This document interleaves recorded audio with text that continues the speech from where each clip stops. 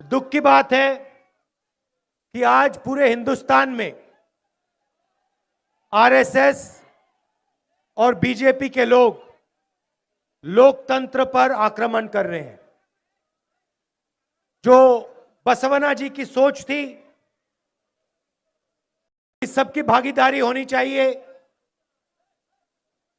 सबको जगह मिलनी चाहिए और सबको एक साथ मिलकर आगे चलना चाहिए, उस सोच पर बीजेपी और आरएसएस आक्रमण कर रहे हैं।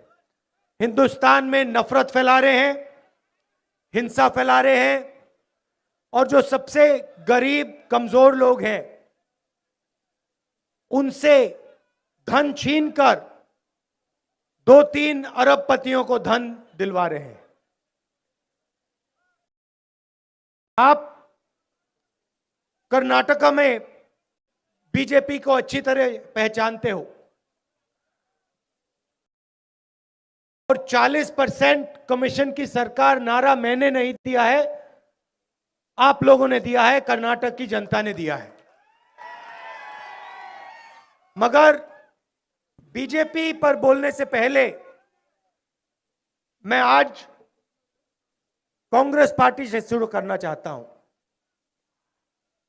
चुनाव जीतने के बाद कांग्रेस पार्टी की सरकार कर्नाटक में क्या करने जा रही है, यह मैं आपको बताना चाहता हूं। सही है ना? तो जब छत्तीसगढ़ में, मध्य प्रदेश, राजस्थान, हिमाचल, बाकी प्रदेशों में चुनाव हुआ तो कांग्रेस पार्टी के नेता मेरे पास आए और उन्होंने मुझसे पूछा कि क्या करना चाहिए। तो मैंने उनसे कहा, देखिए, आप जो भी बड़े वायदे करोगे, सबसे पहले आपको झूठे वायदे नहीं करने चाहिए। जैसे नरेंद्र मोदी जी ने 15 लाख रुपए का वायदा किया था, वो बैंक अकाउंट में 15 लाख रुपए वाला मिला आपको? नहीं। काले धन के खिलाफ लड़ाई की बात की थी, नोटबंदी। तो मैंने कहा वैसे झूठे वायदे कांग्रेस पार्टी को कभी नहीं करने चाहिए। दूसरी बात मैंने कही कि जो भी आप वायदे करोगे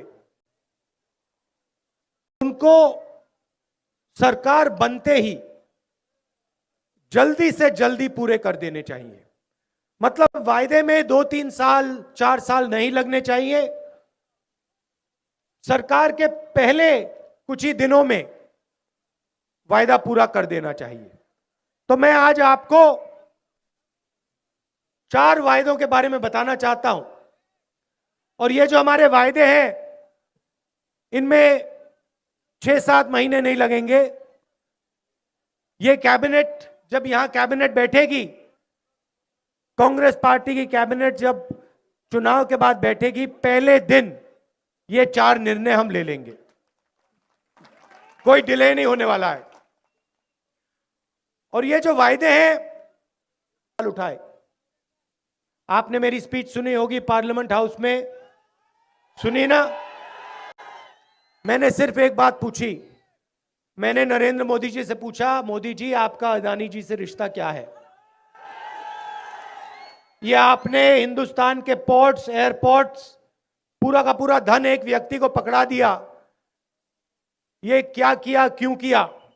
और दूसरा सवाल, ये जो 20,000 करोड़ रुपए अदानी जी की शेल कंपनीज में हैं, ये किसका पैसा है, ये बता दो।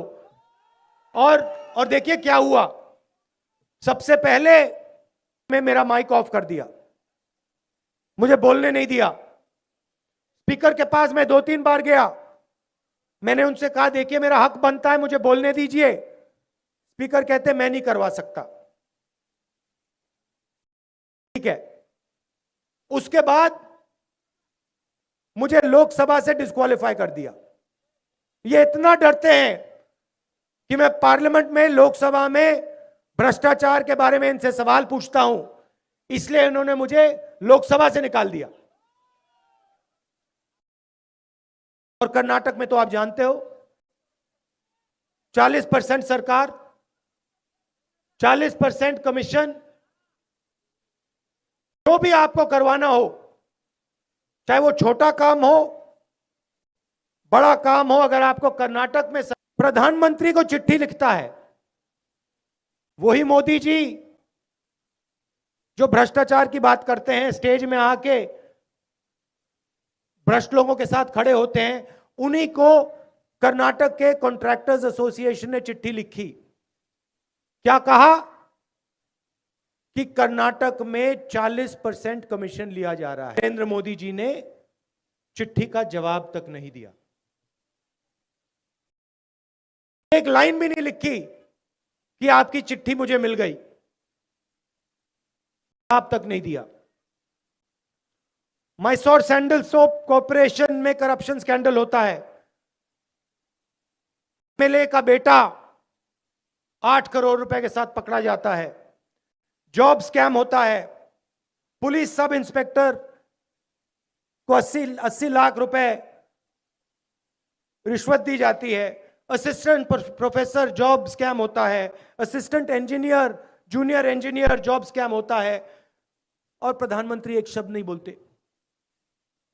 भाषण में कहते हैं कि मैं भ्रष्टाचार के खिलाफ हूं, मगर जब कर्नाटक में 40% कमीशन लिया जा रहा है, कॉन्ट्रैक्टर एसोसिएशन उनको चिट्ठी लिख रहे हैं, तो प्रधानमंत्री एक शब्द नहीं कहते। यह सच्चाई है। और इसीलिए आपको देखिए 40% कमीशन लेते हैं ना, इस बार इनको 40 सीट देना, 41 नहीं देना। और आप जानते हो ये जो इन्होंने पैसा चोरी किया है, 40% जो इन्होंने लिया है, आप जानते हो इसका ये क्या करते हैं? ये आप ही एमएलए खरीदते हैं, आपके ही एमएलए को खरीदते हैं। तो एक बात याद रखिए, इस चुनाव में कम से कम 150 सीटें कांग्रेस पार्टी को दिलवानी है, क्योंकि ये पूरी कोशिश करेंगे, एमएलए को खरीदने की कोशिश करेंगे। बहुत जरूरी है कि फुल मेजॉरिटी के साथ आप कांग्रेस पार्टी को यहां जिताओ, खंडरे जी को जिताओ, बाकी कैंडिडेट्स को जिताओ।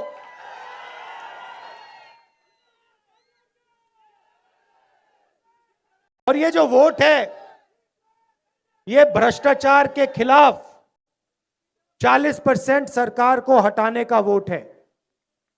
इन लोगों ने पिछले 5 साल में सबसे पहले आपकी सरकार आपसे चोरी की।